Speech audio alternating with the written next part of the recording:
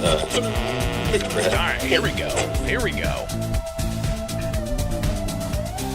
A little bit of black screen there at the beginning for you joining us live this morning, Monday. Just had to make sure the camera rig switched on back here at the home studio. It's always interesting when you go from the mobile unit to the live unit, the little things that you got to double check and make sure, and sometimes you don't know until you hit that live button, and that's what we're doing. We're going live. We're doing it live. Illinois in Focus Daily. I'm Greg Bishop with you on this Monday morning, November 3rd. You guys got that extra hour of sleep. Was it worth it with it being as dark as it's going to get so early? Also, be sure to check on those heaters because, well, winter's coming. We got a couple of things to tackle. I feel like I'm still recovering from late last week when we had that midnight run Thursday into Friday morning, not getting out of there until like 4:30. With the Illinois legislature wrapping up fall veto session, tons that we still got to unpack from this week. Everything from the transit tax to the issue of medical aid in dying, or as others refer to it as, physician-assisted suicide. That also passing. So a bunch of stuff in between, and including stuff that didn't happen. So we've got to tackle that all throughout the week. But today we're just going to kind of take a look at a couple of things, expecting to be joined by U.S. Senate candidate Don Tracy. He'll join us live here for Illinois in Focus as we get connected. But we also got to tackle a tax amnesty program. And the Illinois Department of Revenue has a program in place where for a set time, if you owe taxes, well, you can pay that off without any penalties or fees. And they've already collected $80+ million during the amnesty program, and it goes on for another couple of weeks here. So we'll hear from the Illinois Department of Revenue Director, David Harris. Chatted with him late last week as session was wrapping up. So that's just some of what's coming up. Today, if you go to blueroomstream.com, you should be able to access. Let's see if we can pull this up. It is the celebration of life for the family of Darren Bailey.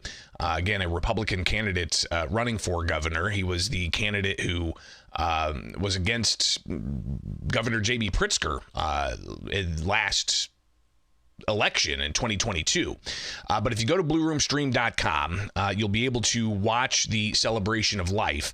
If you go to schedule and then you scroll down, Bailey Family Memorial Service, Celebration of Life, Blue Room Stream is there on the ground, and at 9 o'clock, you'll be able to watch that live. So you can take part in that celebration of life remotely. So I would encourage you to check that out if you've got some time. This morning, I believe that kicks off at 9 o'clock with Blue Room Stream's coverage. So we'll tackle a couple of things coming up here, but also I wanted to start off with, obviously the condolences to the Bailey family after Darren Bailey's son, Zach, his wife, and two of their three children died in a helicopter crash. It's going to have a lot of attention this morning as that celebration of life continues there in Southern Illinois. But we've also got to, get into politics. And the governor's race is going to continue. And obviously, you've got the 2026 election coming up, but you've got a primary first. Primary election is in March, and the filing period has started. I believe today's the last day for candidates to file their petitions to get on the March primary. But you've got several Republicans vying for that seat, and one in particular is coming out with a statement against some rhetoric that Governor J.B. Pritzker recently used. And this is a clip that's circulating online. Here is Governor J.B. Pritzker talking in front of the Illinois Federation of Teachers, as was captured and shared widely online. They want to criminalize educators for supporting LGBTQ students. They want to turn classrooms into cultural war battlegrounds. And I'm sorry to be vulgar, but Donald Trump and his cronies can all the way off. So the governor making that crude comment, and Ted Dabrowski, a Republican running for governor, he shared this either late last night or this morning, slamming Pritzker's gutter language. Governor J.B. Pritzker continues to Course in political discourse in this country has recently reported, he said in a speech last month, the Illinois Federation of Teachers, that, quote, Trump and his cronies can expletive all the way off. Such language debases the office of the governor of Illinois. I'm also disappointed the audience of teachers gave Pritzker's comments a standing ovation. The governor's language comes on the heels of his inflammatory tax amnesty program rhetoric, comparing his political opponents to Nazis, and his words that are fomenting violence against federal law enforcement officials. You will hear no such language from me when I am governor. I will restore common decency to the office, Dabrowski said, and that will include language I use to address even my most staunch opponents. I will defeat Pritzker and succeed as governor using the same tools I have always used: plain facts, common sense, and persuasive language. That is the enduring power of integrity, which Governor J.B. Pritzker has spurned. All in the vain belief the astonishing such principles can propel him into the presidency. Ted Dabrowski. So interesting to see, just again over the weekend, that circulating, and a Republican candidate hopping on that quickly to condemn that type of rhetoric. And obviously that type of rhetoric we're hearing a lot more of, it sounds like. People from, official capacity using swear words in front of microphones, either in front of the media, in front of politically connected groups, or even we've seen it on, the Senate floor, for instance. Not recently, but I think in spring session and maybe even earlier than that, there were a few expletives shared on the floor of the Illinois General Assembly. So just wanted to get that out there for you this morning. Something kind of interesting to chew on as you get your day started. All right, coming back, we will share with you, as we await Don Tracy to join us live, a conversation about the tax amnesty program and what that means for the state of Illinois in collecting back taxes, but also what it means for those who have back taxes, businesses out there. So stay tuned. It's coming up here with Illinois in Focus Daily. I'm Greg Bishop with you each and every weekday morning for the Center Square. Go to thecentersquare.com and get headlines in your inbox each and every weekday morning. Again, at thecentersquare.com.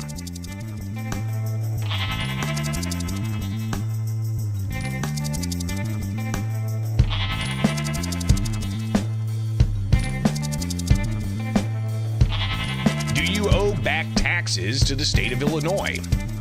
Does it fit in a certain window the state's offering to allow you to pay that off with penalties and fees? And how does the state go about collecting due taxes outside of an amnesty program? Well, I chatted with the Illinois Department of Revenue Director, David Harris. It's right here with Illinois in Focus Daily. I'm Greg Bishop. You can wake up with us each and every weekday morning. If you joined us last week, you saw the breakdown of things happening at the General Assembly fall veto session. I'd encourage you to go back and check out some of those videos, and we'll be talking more about that throughout the week because a lot happened. But wanted to get this information out there for you because this window for you, if you owe back taxes to the state of Illinois, is closing. How much is out there floating around and possibly able to be collected? Well, again, I chatted with David Harris, the director of the Illinois Department of Revenue, late last week during veto session, tucked in the hallway near the lieutenant governor's office. And we talked about what exactly the program is. The tax amnesty program that was initiated by the legislature at the recommendation of the governor is a new tax amnesty program that runs from July 1st of 2019 through June 30th of 2024. So if you have a tax debt that was incurred during those times, you are eligible to pay that tax debt without any penalty or interest. And that's a significant savings for taxpayers that might have a debt owed to the state of Illinois through the Department of Revenue. Now, how much are we talking that the state is expected to collect from delinquent taxpayers? Harris laying those numbers out. Well, I can tell you right now that as of today, we have collected roughly $82.5 million. And from how many taxpayers would it be? Well, it's hard to say exactly how many taxpayers. Corporations have paid the largest amount. The individual income taxpayers have paid the second largest amount. There are fewer corporation taxpayers than there are individual taxpayers. So it's hard to give you an exact number of how many taxpayers, but those are the two biggest categories, about $35 million and roughly 20-some million dollars from individuals. So we're looking at a fair amount of money coming into the coffers, and the gross income that's expected could be a couple of $100 million. The expectation for gross numbers is about $241 million. Now, that's gross. That gets divided. Some of these, as an example, if it's a sales tax liability, that gets shared with local governments. But $241 million gross, I believe that we are on track to certainly equal or exceed that number. So what is that going to spell out for the state of Illinois, and why is this type of program important to get those tax dollars? Well, if you recall, and you were watching back during May, this was all part of the state's budget planning for the budget year that started June 1st, and that was to add additional revenue through amnesty programs to collect that back tax, that delinquent tax from individuals or corporations. So it's important to the state's coffers, Harris said. It's important for the state's coffers. Number one, it's part of the budget for FY26, so that's built into the budget projections. But it accelerates revenue coming in. The argument could be made, well, what about that penalty and interest that you're foregoing? There's no guarantee that all of that would have been collected anyway, so this is an acceleration of revenue which is coming into the state. So Harris saying it's important to get that money because, well, it's been budgeted. So they're looking to get $200+ million. And he says that they're going to exceed that with the program ending in a couple of weeks for individuals who have that owed tax. So you can obviously, find out more by contacting the Department of Revenue if you owe tax. But how do they go about collecting outside of the amnesty program? What kinds of enforcement mechanisms are there? Are they leaving money on the table and not having the enforcement follow through? Well, Harris says they do have the ability to go after back taxes outside of the amnesty program. The state has a lot of authority, just as the IRS does, but we have a lot of authority to go after state tax debt.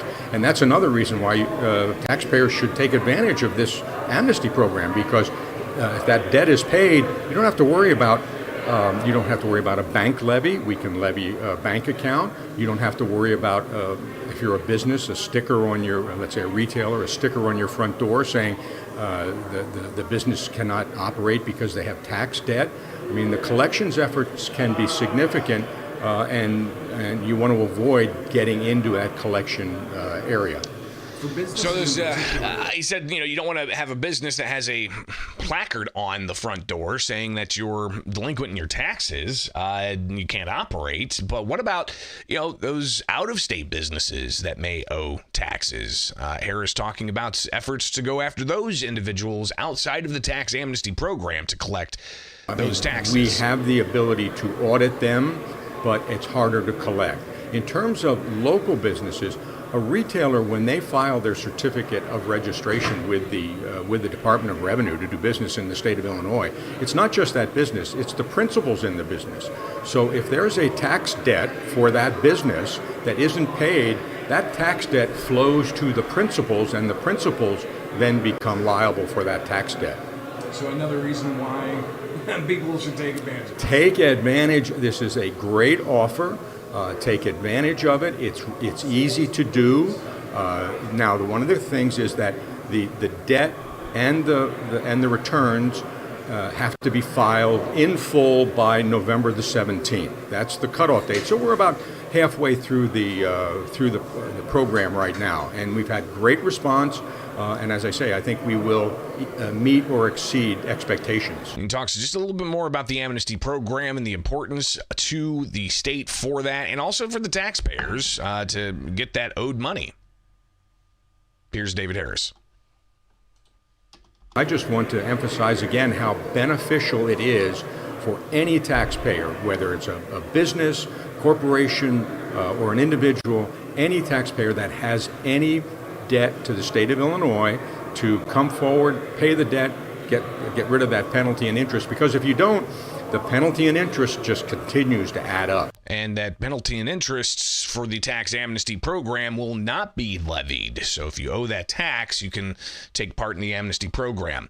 But while I had the Department of Revenue director there, I had to ask him about the end of legislative session, and in particular, just the collection of different tax proposals that there were. I mean, if you recall, at one point we were talking about Democrats proposing a billionaire's tax and also a amusement tax, which would have taxed like streaming services like Netflix, or you had the idea of a tax for retail delivery that was floated. You had the idea of increasing tolls, all to help pay for the state's regional transit authority up in the Chicagoland area. The sweeping of funds that could come from the interest on the gas tax road fund and pay off some of the fiscal cliff concerns for regional transit. So ultimately what they came down to was a ability for the regional transit authority to increase the sales tax, also some increases for tolls, and they were going to sweep the interest off the road fund to pay for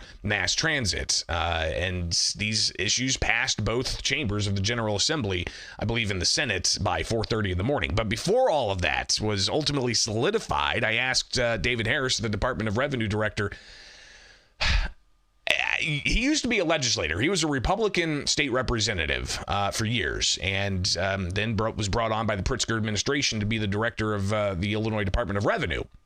And he knows how to, legislate and get things across the finish line. But when it comes to certain types of tax proposals that really haven't been debated, and it's the last couple of days of veto session and we find out what the proposals are, he says there's other ways to go about that as a legislator, working with the administration. Hopefully when lawmakers have a tax idea, they will come to the Department of Revenue and say, okay, how can we put this in statute so that you all can administer it? Because if they pass a bill that we cannot administer, it doesn't help them, it doesn't help the state. We want to be able to be an assistance to not only the governor's office, but obviously to the General Assembly. So we haven't seen the specific elements yet that might be talked about in terms of what they're doing now. But before that step goes from an idea into actual statutory enactment, hopefully we'll have the opportunity to comment and say A or B needs to be changed so that we can actually administer what you want us to do. What they ultimately passed, again, Regional Transit Authority can increase sales taxes. They're going to skim money off of the road fund interest and put that towards mass transit. But I tell you, when you start looking more and more at the debate around the mass transit tax that ultimately did pass, we'll have to unpack that later this week here with Illinois in Focus Daily, because downstate Illinois a bit miffed as to what they see as funds being taken away from their roads. So we'll hear a lot more about taxes, but the tax amnesty program is underway. Comes up in about a couple of weeks when the cutoff date is. So if you owe back taxes, the Department of Revenue says, get a hold of them. It's a great deal, they say. All right, it's Illinois in Focus Daily, each and every weekday morning here for the Center Square. I'm Greg Bishop.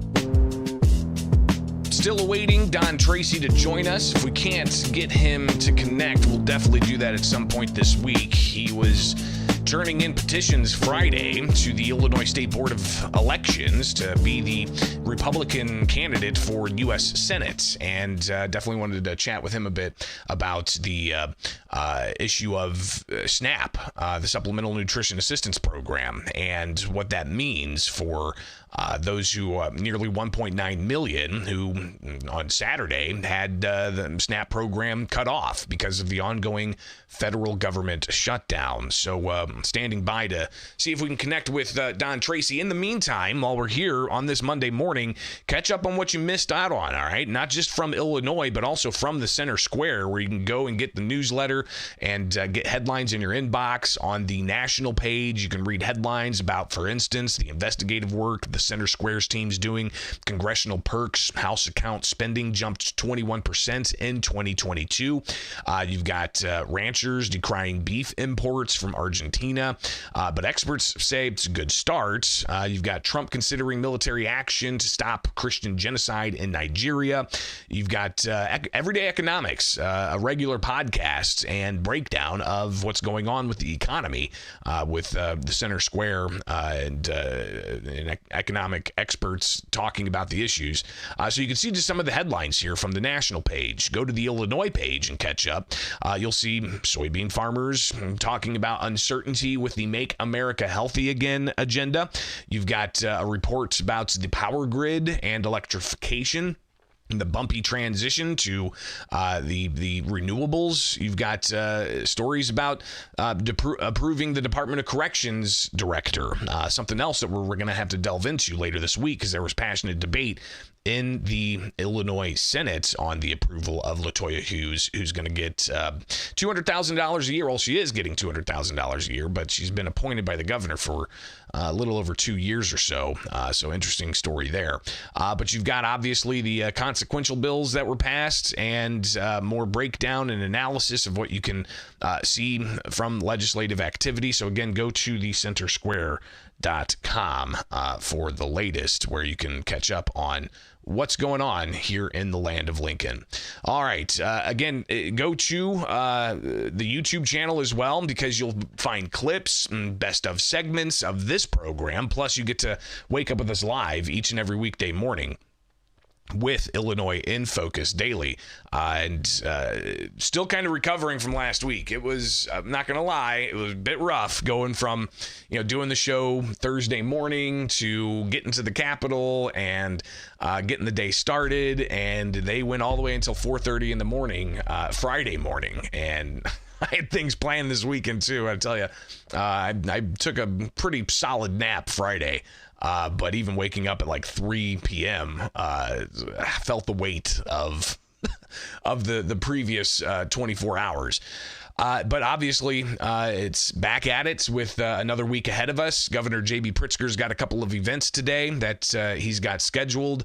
So we'll see what kind of comments he makes. We've got the unpacking of the legislation that was passed by the General Assembly, ranging from the tax increases to the energy bill. The energy bill is something else that is rather significant when you look at what the opponents are saying. It's going to increase costs by $8 billion. But also you have expansion of the state's migrant sanctuary policies that Democrats say is meant to have different types of